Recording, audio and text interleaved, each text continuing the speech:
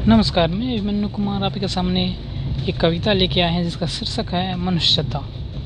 उनके कवि हैं मैथिसन गुप्त। ठीक है, तो मैथिसन गुप्त का परिचय देखते हैं। राष्ट्रकवि मैथिसन गुप्त का जन्म 3 अगस्त 1886 ईस्वी को झांसी में हुआ था। गुप्त खड़ी बोली के प्रथम महत्वपूर्ण कवि हैं। गुप्त जी कबीरदास के भक्त थे। पंडित महावीर प्रसाद द्विवेदी जी के प्रेरणा से अपनी खड़ी बोली की रचनाओं के माध्यम बनाया और मैथिसन गुप्त को साहित्य जगत का गद्य नाम से संबोधित किया जाता है। यानी बताया गया है कि मैथिसन गुप्त को साहित्य जगत में दद्य नाम से संबोधित किया जाता है। भारत भारती मैथिसन गुप्त द्वारा स्वदेश प्रेम को दर्शाते हुए वर्तमान और भावी दुर्दशा को उबारने के लिए समाधान खोजने का एक सफल प्रयोग कहा जा सकता है। भारत दर्शन की काव्यात्मक प्रस्तुति भारत भारती निश्चित रूप से किसी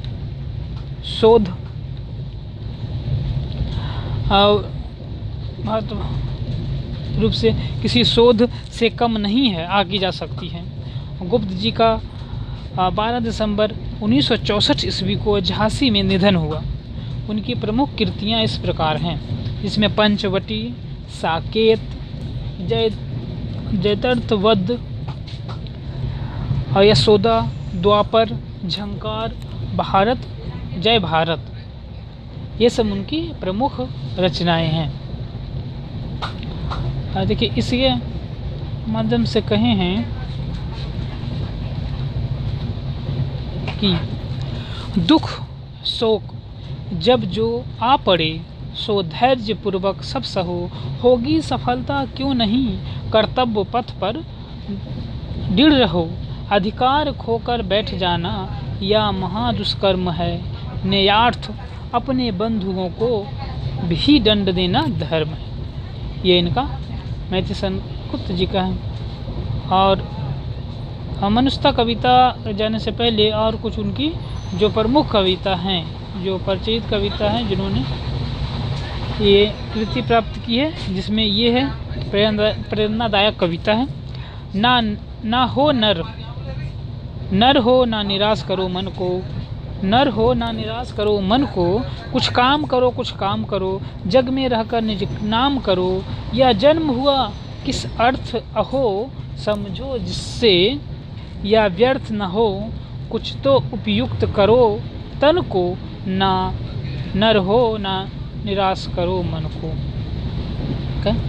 और फिर भाषा प्रेम से संबंधित एक कविता है उनका, मेरी भाषा में तोते भी राम राम जब कहते हैं, मेरे रोम रोम से मानो सुध स्रोत तब बहते हैं, सुधा स्रोत सब तब बहते हैं, मेरे रोम रोम में मानो सुधा स्रोत सब बहते हैं, सब कुछ छूट जाए मैं अपनी भाषा कभी न छोड़ूंगा, वह मेरी माता है जिन उससे नाता कभी न तोड़ूंगा, कभी अकेले भी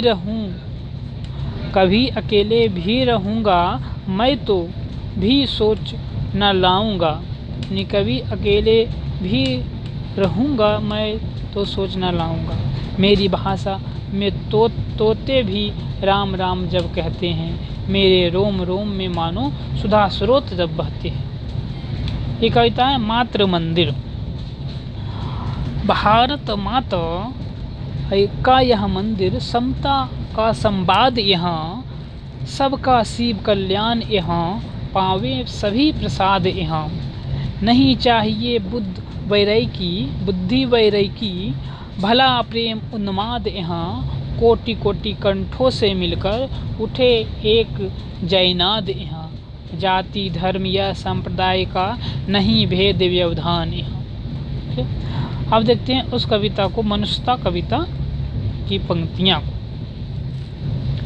मनुष्यता कविता के पंक्तियाँ हैं, विचार लो कि मृत्यु हो ना, मृत्यु से डरो कभी, मरो परंतु यूं मरो कि आज जो करे सभी, हुई ना यूं शु मृत्यु तो व्यथा मरे व्यथा जिए, मरा नहीं वही की जो जिया नहीं जिया न आप के लिए, वही पशु प्रवृत्ति है कि आप ही चरे, वही मनुष्य है जो मनुष्य के लिए मरे। इस कविता के माध्यम से मैथिसन गुप्त राष्ट्र कवि संदेश देना चाहते हैं कि हमें मनुष्यता के लक्षणों से अवगत कराया है। इस कविता हमें मनुष्यता के लक्षणों से अवगत कराया है, साथ ही उन्होंने हमें यह सत्य से भी अवगत कराया है कि मनुष्य अमर नहीं है, मनुष्य अमर नहीं है।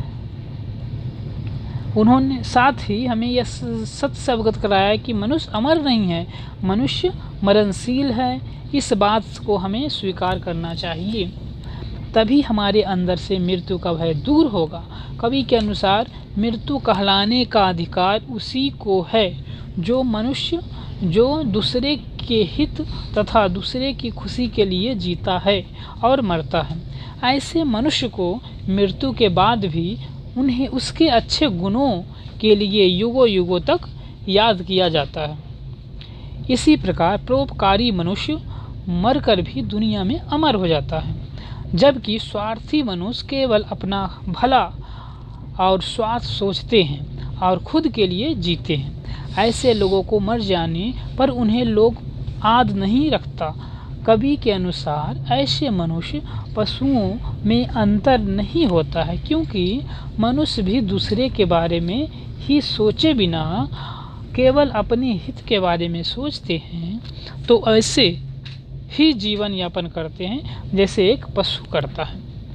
तो इस काव्यांश में मनुष्य होने और मनुष्य के लक्षणों से कवि ने बहुत ही सार्थकता ढंग से, सजीव ढंग से अवगत कराया है।